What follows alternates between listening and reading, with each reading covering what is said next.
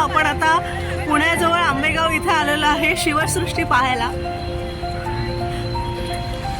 इतिहासकार बाबासाहेब पुरंदरे यांच्या स्वप्नातून साकारलेली ही शिवसृष्टी आज आपण पाहणार आहोत.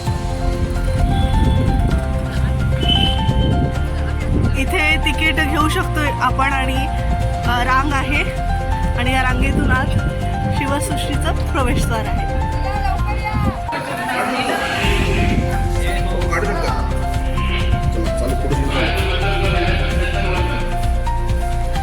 आमचे फोटो काढा व्यवस्थित.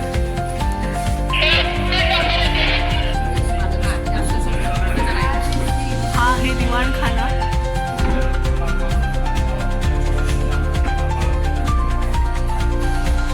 या दिवाणखान्यामध्ये चित्रफित दाखवली जाते. सगळे प्रेक्षक बसलेले.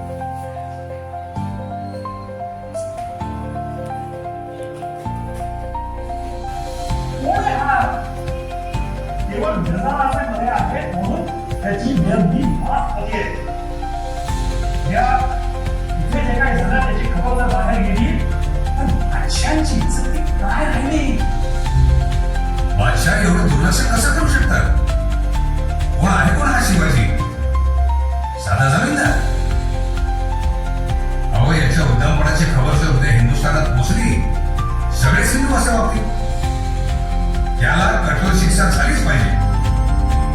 बादशाह यांनी आमची सून अपलोली, तिची पाठ बदसूती करून टाकली आणि आता इथे आग्र्याला येऊन तुमची बेइज्जती करतोय. अहो, तुम्ही असं सहन कसं करू शकता? या सगळ्या कागाळ्या ऐकून संतापलेल्या बादशहाने निर्णय घेतला. त्यांनी सिद्दी फौलाद खानाला सांगितलं, सिवाला वजनदाज खानाच्या हवेलीत घेऊन जा.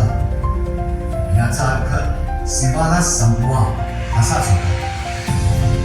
ही बातमी कळल्या क्षणी रामसिंग यांनी आम्ही सर्वांना आपलंसं करून आणि शत्रूंशी तितक्याच कठोरपणे वागून आपलं उदात्त ध्येय साध्य करण्याची त्यांची दूरदृष्टी पाहिली म्हणजे आपण थक्क होऊन जातो. या महामानवाचं वर्णन करावं तरी कसं? छत्रपती महाराजांचं जीवन शब्दात बांधायचं म्हणजे लिहिणाऱ्याची प्रतिभा ही तशीच विलक्षण हवी. आणि म्हणूनच प्रभू रामचंद्रांचं वर्णन करावं ते वाल्मिकींनी, श्रीकृष्णाचं वर्णन करावं ते व्यासांनी, त्याचप्रमाणे शिवरायांचं यथार्थ वर्णन केलं आहे समर्थांनी.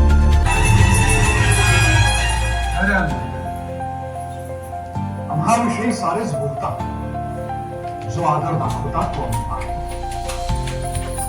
आम्ही जे केलं ते करताना फळाचा विचार कधी केलाच नव्हता. आम्ही कुठल्याही नावलौकिकासाठी नाही केलं, छत्र चामरासाठी नाही. बालपणापासूनच आऊसाहेबांनी इथल्या आसमानी सुलतानीच्या उन्मत्त कहाण्या आम्हाला सांगितल्या. शेकडो वर्ष या सुलतानांनी पायदळीत उडवलेल्या कुत्र्यासारखं जगणाऱ्या रयतेचे, गोरगरिबांचे, आपल्या मुलखाचे हाल मी बघितले.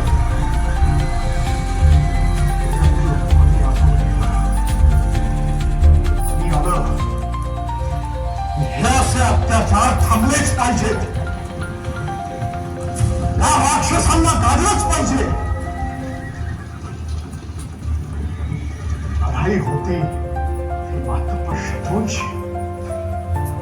समोर होत्या आमच्या भूमीचे लचके तोडायला निघालेल्या एक नव्हे तर 4-4 बलाढ्य पाछाया. आमच्याकडे काय प्रचंड जीव, संताप आणि इच्छाशक्ती, त्याशिवाय काहीही नाही. साक्षात तुळजा भवानी आणि आमच्या मासाहेब आमच्या पाठीशी असताना घाबरायचं कुणाला आणि कशाला? निश्चय झाला. 300 वर्ष गुलामगिरीत खितपत पडलो होतो, आता बस. इथून पुढे आपल्याला वाघासारखं जगायचंय. या भूमीवर गिरट्या घालणाऱ्या विधानांशी लढायचंय. या लढाईत आई जगदंबेनं आमच्या पदरात सवंगडी घातली. कसे? 3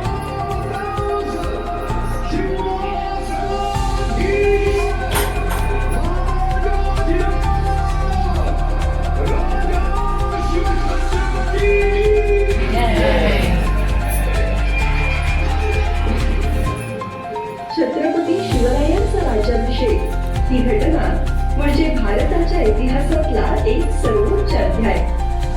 या दालनात आपल्याला राज्याभिषेकाशी जोडलेल्या काही दुर्मिळ गोष्टी बघायला मिळतील. रायगडावर शिवराज्याभिषेक झाला 6 जून 1674 या दिवशी. मुंबईचा गव्हर्नर आणि ईस्ट इंडिया कंपनीचा प्रेसिडेंट हेनरी ऑक्सिलर हा त्याच्या सहकार्यांसह त्या काळात रायगडावर हजर होता. इतकंच नव्हे तर शिवाजी महाराज त्याला प्रत्यक्ष भेटले सुद्धा. राज्याभिषेक सोहळ्याची त्याला दिसली आणि समजली कशी अतिशय विस्तृत माहिती त्याने आपल्या रिपोर्टमध्ये लिहून ठेवली आहे. आज ती मूळ लंडनच्या ब्रिटिश लायब्ररीमध्ये उपलब्ध आहे. आपणही त्या डायरीतल्या काही महत्वाच्या नोंदी वाचूयात.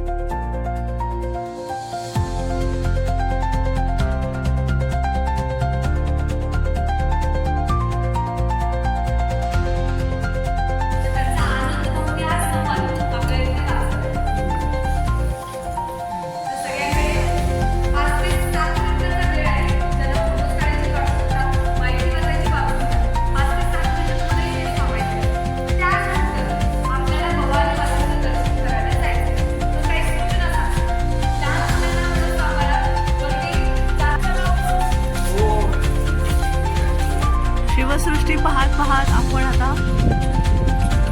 शिवसृष्टी करून भवानी मातेचं मंदिर आहे तिथे जाणार आहोत. हा इथे गंगासागर तलाव आहे आणि आत गेल्यावर आपण भवानी मातेचं दर्शन घेणार आहोत. 21 एकरामध्ये हा सगळा प्रोजेक्ट आहे आणि शिवशाहीर बाबासाहेब पुरंदरे यांच्या संकल्पनेतून ही शिवसृष्टी इथे निर्माण झालेली आहे. आंबेगाव पुणे.